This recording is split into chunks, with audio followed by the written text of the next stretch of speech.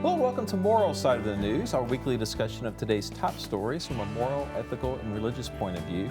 I'm Shawn Kaelin with the WHAS Crusade for Children. We've been doing this show since 1948 on radio and 1952 on television. We're here again this week to examine the moral side of the news. Joining me today, a distinguished panel of local religious leaders, Reverend Dr. George Wasson, Faithpoint Church, Reverend Dr. Kilen Gray, Creative Spirits, Behavioral Health, Father Toan, Epiphany Catholic Church, Reverend Harriett Akins-Banman, New Albany Centenary United Methodist Church, and Rabbi Stan Miles, Louisville Melton School.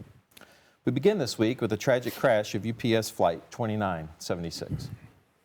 Tonight in Louisville, a search for answers after the left engine of this UPS cargo jet carrying nearly 250,000 pounds of fuel broke away as the plane was taking off, killing all 3 on board and at least 9 on the ground, including a child. Oh my God!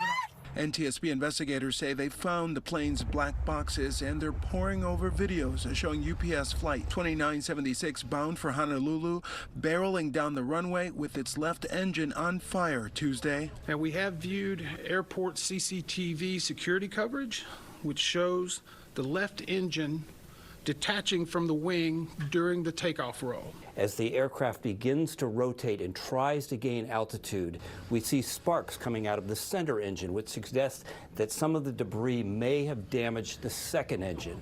This truck driver's dashboard camera a half-mile south of that runway capturing the moment the massive plane hit the ground, skidding on its left side. Crash and explosion hitting a petroleum recycling plant and an auto parts warehouse. Did everybody make it out? No. What do you mean no? No! We've seen blast injuries from the explosion itself. We've also seen some shrapnel injuries where flying pieces of debris have hit either bystanders or people in relatively close proximity to the accident. Fire crews is still putting out hot spots this morning. They say most of the fuselage is gone. The Boeing MD-11 was 34 years old and was on its 3rd flight of the day. It had also been out of service for maintenance for much of the last month and again over the weekend. Whether or not it was in maintenance, basically what we had here was probably one of the worst in history, if not the worst, uncontained engine failures. Governor Andy Beshear ordering flags to half staff in honor of the 12 victims killed, including at least 1 child. And a young child at that, which makes it all the harder. So panel, tragic week in Louisville and our surrounding areas. 12 confirmed dead as of our taping here Thursday afternoon, 9 still missing. Our prayers are with everyone in this tragic event. I turn it over to you for your thoughts on the week. Stan. It's 6 o'clock on Tuesday night. Every Tuesday night I conduct the evening service at my synagogue, the synagogue I belong to, and I was heading there, and all of a sudden, this is an Apple Watch, and if you have one, and there's an emergency, it's sort of like from Deuteronomy, the blessing and the curse. You're going to hear about this emergency immediately, but it's loud and it's obvious. And my watch told me that there was an incident at the airport, and stay where you are. Well, I was heading straight toward Bowman Field, and my watch did not specify which airport. And then I saw the smoke, and I knew it was Muhammad Ali International, and I was just praying that miraculously there be no loss of life. And in fact, if the plane had been on the other runways, it would have been even more horrific and even more deadly than it was.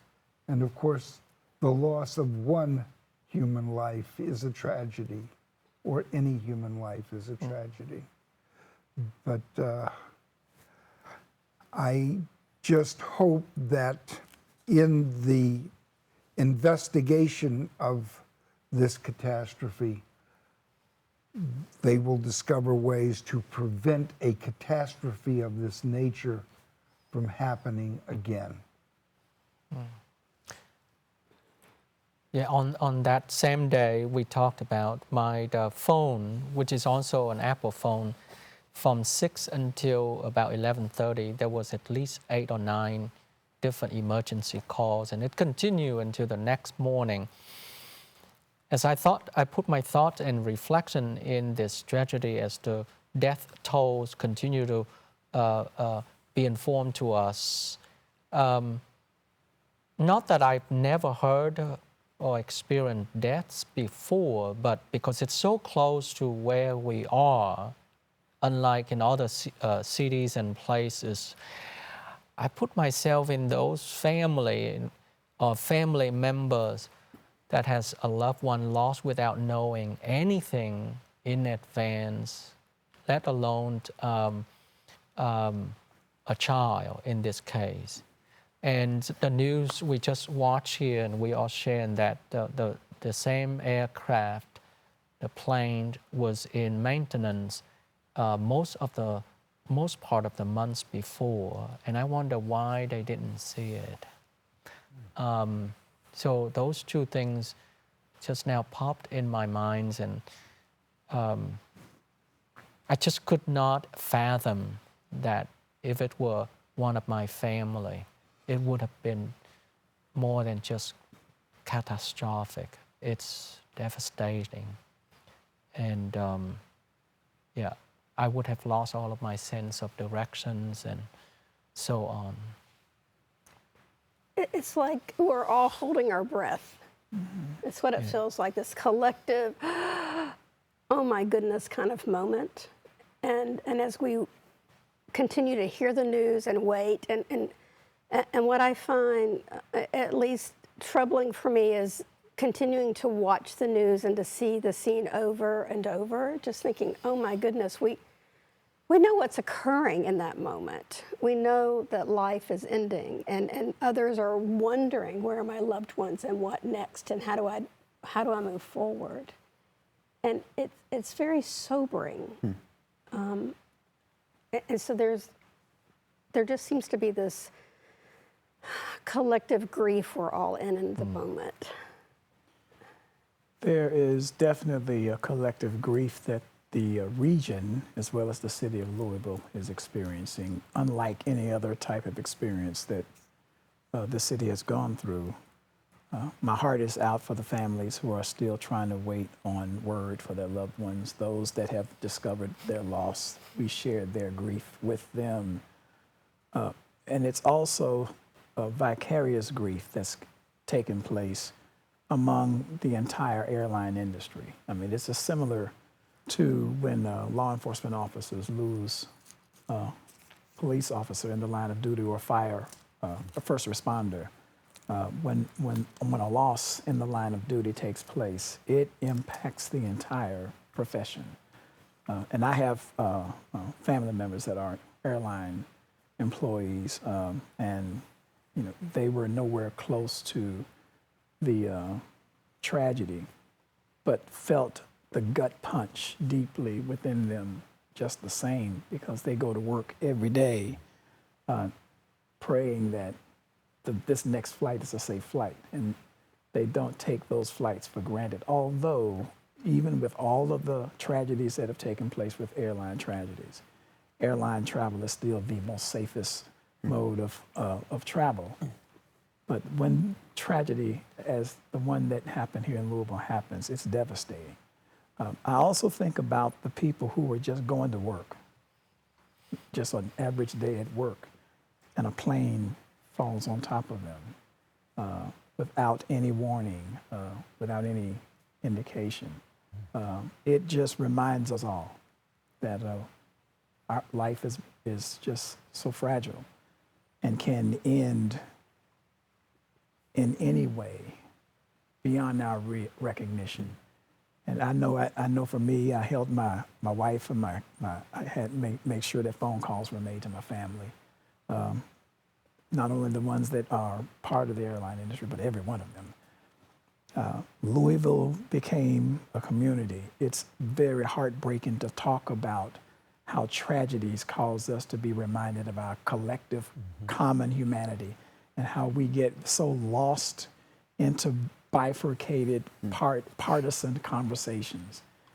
But we're all one family, and Louisville once again is showing that with the support that the community has given to those that are affected, our political leaders coming together, no matter what the political stripe is, showing up and being represented and doing the things that they need to do to make sure that information is given out, that there's collaboration that's happening. It's a tragedy that it takes a tragedy for us to become reminded of our common humanity. So our prayers go out for all those who are affected. Well, both you and Father Toan used the word family, and I think that, you know, when we look at a tragedy like this that hits, I don't know if UPS is the major employer of the city. It is obviously one of the major employers of the city. So probably with each one of us in our respective places of ministry, we have people who are part of our families, our places of ministry, that they are directly impacted by this. And so I remember when I heard about it, the very first thing that actually came to my mind was to reach out to my family, who I know are part of UPS, whether they're part of the package handlers or we've got one of our folks as a pilot. And he was the first one I reached out to his wife, and I said, where is? And I asked where he was, and he was in Dallas at the time, and then immediately thought of our other folks and reached out to them and their spouses and said, are you guys all okay? Is there anything that we can do for you right now? We're here. Please let us know. And fortunately, everyone was accounted for and okay as far as our smaller family. But I love the metaphor that our collectiveness creates this family, that we do get to tear down the walls of partisanship and the things that actually do so easily divide us, where we actually can come together for the good of and for help and to try to make a difference in people's lives, to be there for them. But it just reinforces to me such a key aspect of being a part of a family that is connected in a greater sort of way, which our places of ministry, that's what we're supposed to be, right? And we get to be that with one another. And so those were some of my initial thoughts. But even, Harriett, when you were saying this collective, I think that was representative of right when we saw the video, and Shawn, you said, what'd you all think? And it's just silence, because we're like, wow, that's right. We're ministry leaders. And this takes us aback as well, because it's really tough. We can't take life for granted. None of us, never. It's a blessing to be cherished. You know, I find that in the last few years, when I exit a situation, whether it's being with a friend or a family member or whatever, my last two words to them are, if it's someone I know, a friend, be safe. If it's a family member, I love you, be safe.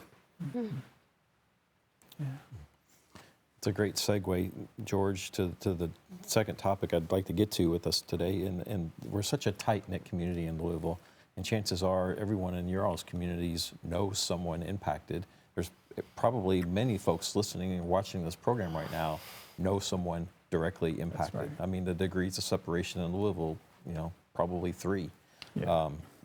So many want to help. They struggle with what to say or what to do in the moment. So really, what's your message to them? I'd like to set this up with a clip from Deacon Greg Gitchner, who's a panelist on this show. He was on our newscast the other night, and this is what he had to say about that. You have said this consistently as you've joined us over the many years, is that if you're thinking that it may not be appropriate to say somebody who is hurting, forget that. Let them know you care. Absolutely, yeah. You know, and like I said a minute ago, just don't say, hey, let me know if there's anything I can do for you. That's an easy way out. just say, hey, I'm going to check with you tomorrow, or I'm going to bring some food over, or can my kids take your kids to the movies, or help out like that, you know. So, you know, do something what you can to help them get through it, because a friend of mine, he passed away, and I check on his widow constantly. And, you know, and my other friends were like, I don't know what to say to her, you know. But that's just it. She just appreciates so much just reaching out or sending a text. And I think that's the human nature, you know, that people care, and, you know, they just haven't forgotten you. So a great message there. And so I'd like your all's thoughts on the same topic. How do we comfort those, not only who are in the tragedy, but those who want to help those? And yeah, so there's the thing to say is there's the immediacy of the event, right, that we see. And I appreciate one of the things that he said about that widow, that he keeps checking with them, because the folks who I've reached out to, you know, it's that recognition. One of them texted back to me and said, today's really tough. The next few days are going to get harder. Just recognizing that there is that continual reverb effect of tragedy, that it's not just the moment, but it's the moments that follow after that. And for us, you know, one of the biggest pieces is what we would just call the ministry of presence, right? That we're there. And yes, when we can say things like, hey, I'm going to pick your kids up from school, or I'm going to do this for you, or you show up with groceries, or you do something, instead of saying, well, if there's anything I can do for you, let me know, because most of us are going to say, okay, thanks, and we're not going to ask.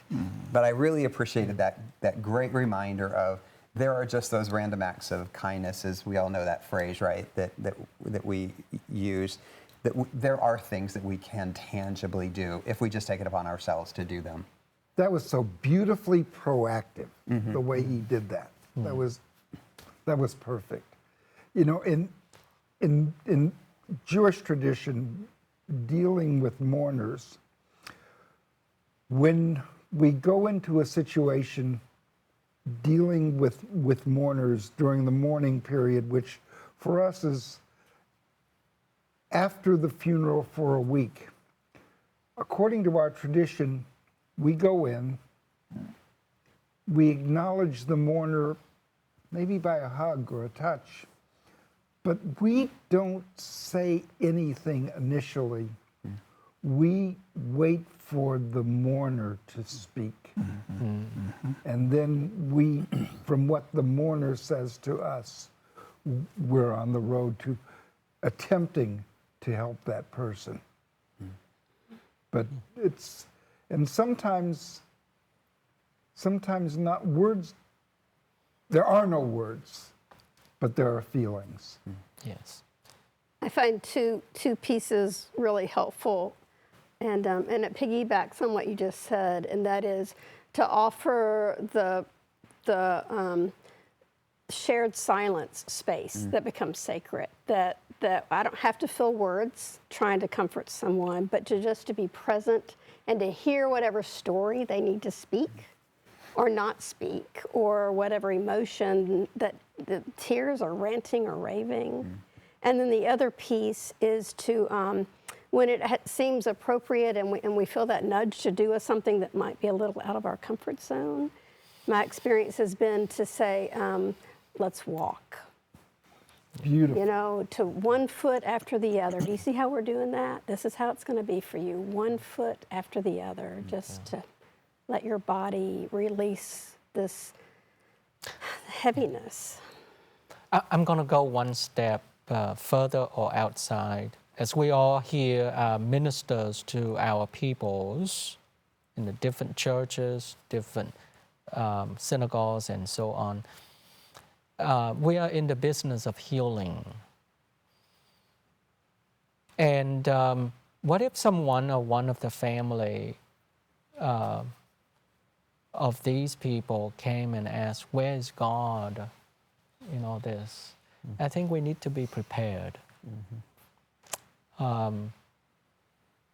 We need to be prepared, and Stan said that, yeah, sometimes saying less means more, or saying less can help the feeling comes out more vividly and more tangibly.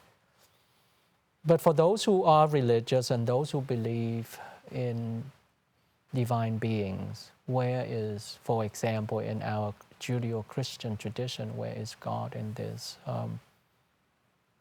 I think what we've touched so far in this panel and discussion is that family, community, those are the things that we can always come together.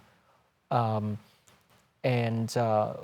think we can reassure everyone and all those who are directly affected by this, that when something like this happens,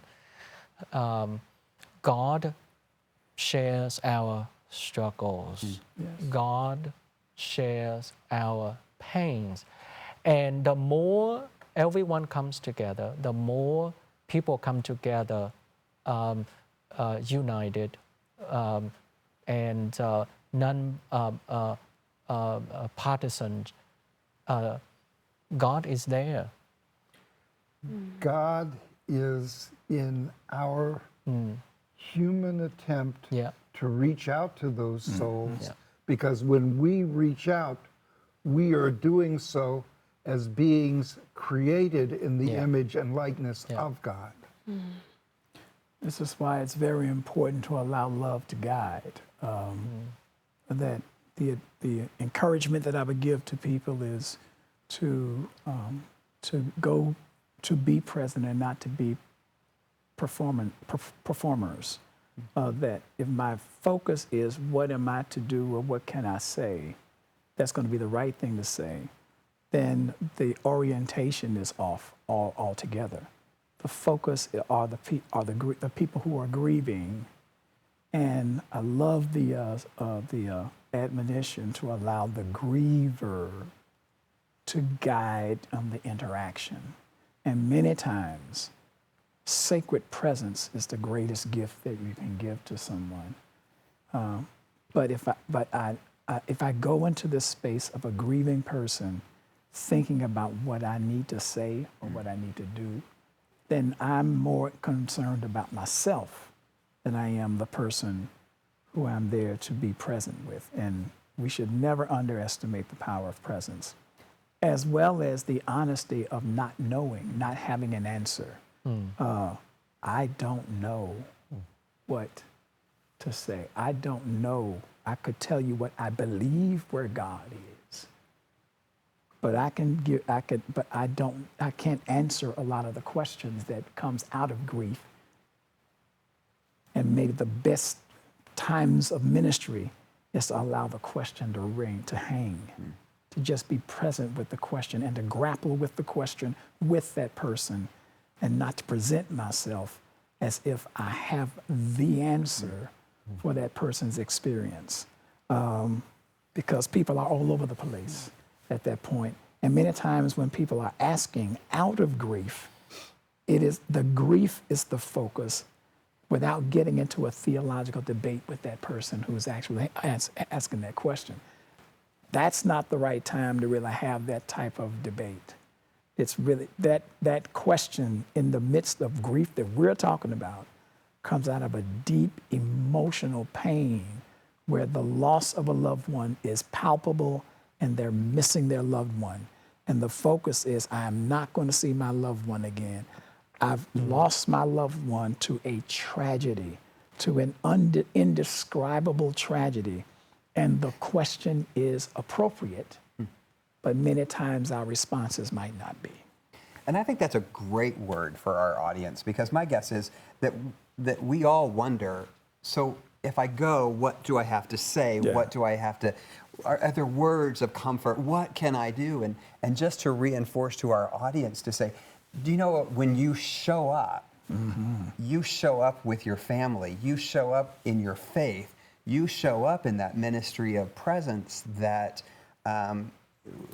it's going to feel weird and it's going to feel awkward and you're going to feel like there's got to be something magical that I have to say or a word that I'm going to bring them comfort, instead of just saying, just being there is going to be so powerful that you're present in the moment, especially, I think, when you come out of a faith tradition, like in my tradition. We believe that when we show up, the presence of Christ is there in that moment with you. And if we take the lead from the Holy Spirit, that we're going to know if there's something that we need to say or not say, or do or not do, that we get to be present in that moment.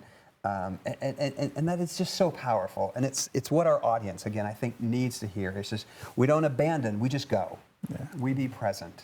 Our very presence hopefully will in some way help dispel some degree of the loneliness, the profound loneliness, the profound sadness. And if I have a conversation with someone in that situation, more often than not, I'm going to say to them, you know, it's okay to cry. You know, it's okay to scream. It's okay to emote. I feel like for the last over 60 years, we've cherished stoicism in mourning. We all of us who were alive at that time experienced the death and mourning for President John F. Kennedy.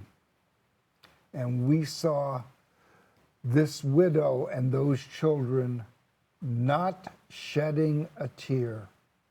And we thought, how courageous. In point of fact, in retrospect, how odd. And that just emotionally shut down so many people when confronted with a situation of mourning. That's abnormal. If we are mourning, we should be able to emote our grief without apology. Yeah. The death of a family member in any way that happens is tragic for those family members that are connected with them. This tragedy that we're talking about even adds to the angst of persons as they're trying to grapple with how to move forward, how to understand what has happened, and true, people will be seeking from the strength of their faith tradition, if they have one. That's where we go for answers. That's where we go for a response. Maybe not an answer, a response of how to handle this. And so one of the things that we can use is the passages from our sacred texts that helps us to be able to give what we can't say, that the text can say better. Thank you so much, Kaelin, and for everyone for your, I could feel the Holy Spirit in our conversation today, helping these people. So thank you so much for your conversation. Reverend Dr. George Wasson, Faithpoint Church, Reverend Dr. Kilen Gray, Creative Spirits Behavioral Health, Father Toan, Epiphany Catholic Church, Reverend Harriett Akins-Banman, New Albany Centenary United Methodist Church, and Rabbi Stan Miles, Louisville Melton School. Thanks for watching Moral Side of the News this week. Join us again next week.